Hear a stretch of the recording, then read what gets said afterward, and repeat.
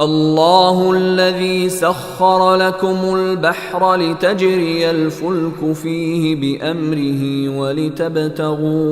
ولتبتغوا من فضلہ ولعلکم تشکرون۔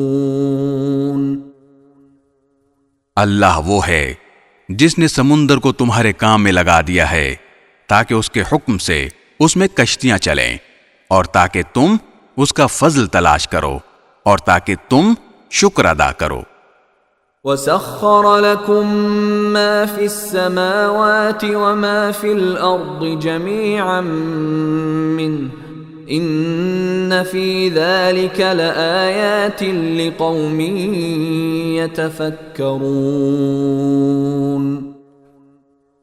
اور آسمانوں اور زمین میں جو کچھ ہے اس سب کو اس نے اپنی طرف سے تمہارے کام میں لگا رکھا ہے، یقیناً اس میں ان لوگوں کے لیے بڑی نشانیاں ہیں جو غور و فکر سے کام لیں۔ قل للذین آمنوا یغفروا للذین لا یرجون ایام اللہ لیجزی قوما بما كانوا یکسبون۔